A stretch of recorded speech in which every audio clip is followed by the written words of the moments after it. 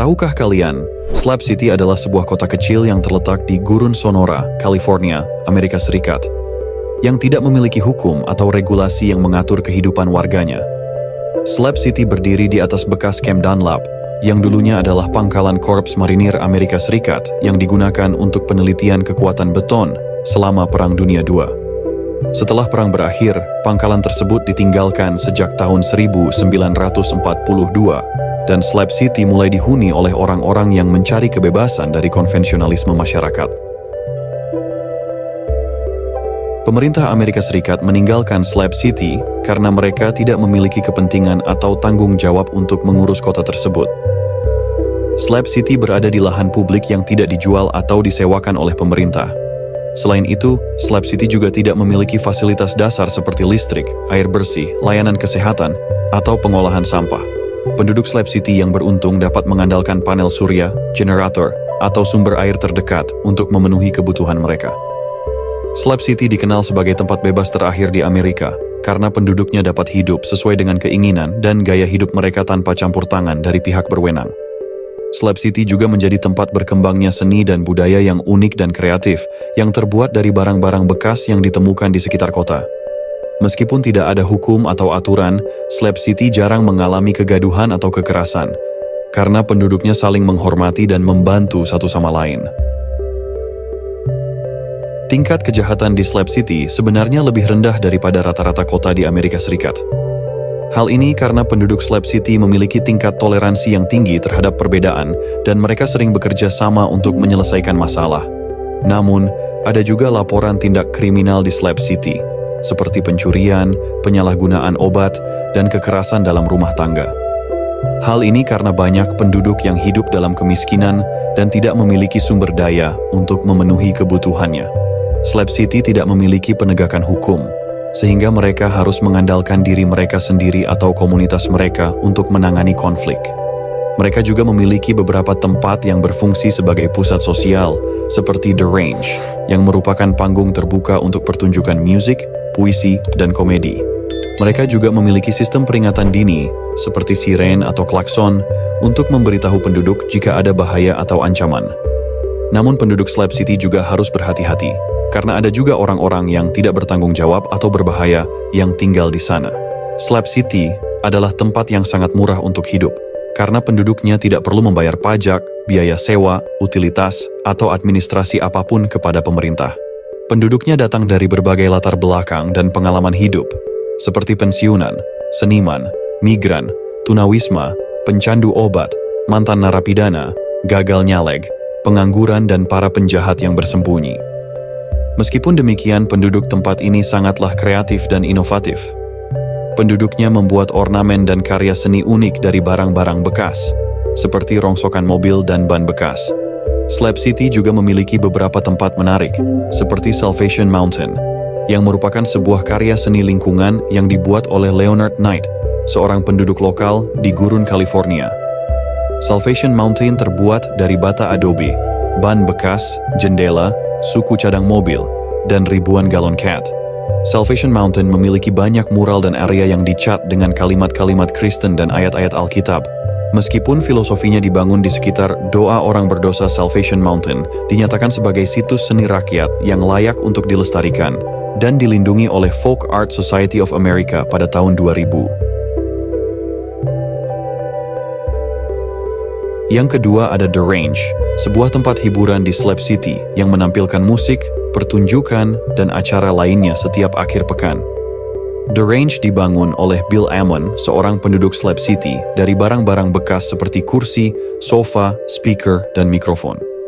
The Range adalah salah satu atraksi utama di Slab City yang menarik banyak wisatawan dan penduduk lokal. The Range menyediakan panggung terbuka untuk siapa saja yang ingin menampilkan bakat mereka, baik itu bernyanyi, bermain gitar, membaca puisi, atau berkomedi. The Range juga menjadi tempat berkumpul dan bersosialisasi bagi warga Slab City. The Range adalah contoh dari kreativitas dan kebebasan yang hidup di Slab City, sebuah komunitas alternatif yang menunjukkan bahwa seni dan musik dapat berasal dari mana saja, bahkan dari gurun yang tandus dan terpencil. Yang ketiga ada East Jesus, sebuah instalasi seni yang dapat dihuni dan eksperimental yang terletak di daerah Slab City. Nama East Jesus tidak ada kaitannya dengan agama, tetapi merupakan istilah untuk menyebut tempat yang jauh dari peradaban. East Jesus dimulai oleh Charles Stephen Russell, seorang penduduk Slab City pada tahun 2006. Dia membuat banyak mobil seni, patung, dan instalasi yang sering juga menjadi tempat tinggal. Setelah Russell meninggal pada tahun 2011, East Jesus dikelola oleh sebuah dewan direksi yang melanjutkan kurasi dan pengembangan karya seni di sana. East Jesus menarik banyak wisatawan yang ingin melihat gaya hidup dan seni penduduk Slab City. East Jesus juga menjadi tempat bagi mereka yang ingin berkontribusi dalam proyek seni atau lingkungan. East Jesus memiliki fasilitas seperti panel surya, wifi, piano, dan panggung terbuka. East Jesus adalah contoh dari visi Russell tentang dunia tanpa limbah, di mana sampah dapat diubah menjadi seni. East Jesus juga merefleksikan nilai-nilai kebebasan, kreativitas, dan komunitas yang hidup di Slab City. Jumlah penduduk Slab City tidak pasti, karena banyak orang yang datang dan pergi sepanjang tahun. Namun, menurut beberapa sumber, sekitar 150 orang tinggal di Slab City sepanjang tahun. Jumlah ini bisa meningkat hingga sekitar 2.000 orang pada musim dingin, ketika banyak orang mencari tempat untuk menghindari cuaca dingin di tempat lain. Penduduk Slab City berasal dari berbagai latar belakang dan alasan, tetapi mereka memiliki kesamaan yaitu ingin hidup di luar masyarakat umum. Mereka tidak memiliki rumah permanen. Mereka tinggal di tempat-tempat sementara seperti tenda, gubuk, trailer, atau mobil RV yang telah diubah. Mereka memilih untuk hidup dengan sederhana dan bebas dari aturan dan regulasi pemerintah. Beberapa penduduk bekerja di luar kota ini, sementara yang lain bekerja di dalam Slab City. Beberapa penduduk juga terlibat dalam kegiatan seni dan budaya, seperti musik, teater, dan seni rupa. Banyak juga warga yang berkebun untuk memenuhi kebutuhan makanannya. Untuk mendapatkan makanan dan kebutuhan sehari-hari lainnya, penduduk Slab City pergi ke sebuah kota besar yang berjarak 4 mil dari Slab City, yaitu Niland. Di sana mereka bisa membeli atau menukar barang-barang dengan penduduk lain. Mereka juga bisa mendapatkan bantuan dari organisasi sosial atau gereja yang memberikan sumbangan makanan dan pakaian. Untuk mendapatkan air minum, mereka memanfaatkan sumber air alami yang ada di sekitar Slab City, seperti sumur, sungai, atau danau. Mereka juga menggunakan pompa air atau tangki air untuk menyimpan dan mendistribusikan air ke tempat-tempat yang membutuhkannya. Mereka juga membeli air bersih dari kota dan membawa air dengan menggunakan mobil, sepeda motor, atau gerobak. Bahkan mereka juga mengolah air hujan atau air limbah menjadi air bersih dengan menggunakan sistem penjernihan air sederhana seperti filter, klorin, atau solar distiller. Namun, penduduk Slab City sering mengalami kesulitan untuk mendapatkan air bersih dan air untuk mandi karena keterbatasan sumber daya, infrastruktur, dan biaya. Mereka juga harus berhati-hati dengan kualitas air yang mereka gunakan karena air yang kotor atau tercemar dapat menyebabkan penyakit atau infeksi. Oleh karena itu, penduduk Slab City harus menggunakan air secara hemat dan bijak. Penduduk Slab City juga memiliki keluarga, tetapi jumlah dan jenisnya bervariasi. Ada yang tinggal sendiri, ada yang berpasangan, ada yang memiliki anak-anak, dan ada yang memiliki hewan peliharaan. Ada juga yang tinggal bersama kelompok atau komune, seperti East Jesus, yang merupakan sebuah proyek seni dan pendidikan. Anak-anak di Slab City tidak memiliki akses ke sekolah formal, tetapi ada beberapa inisiatif untuk memberikan pendidikan informal, seperti Slab City Library, yang menyediakan buku dan program bacaan, dan Slab City Christian Center, yang menyelenggarakan kelas mingguan untuk anak-anak. Slab City saat ini masih menjadi kota tanpa hukum dan aturan yang dihuni oleh berbagai macam orang yang mencari kebebasan dan kreativitas.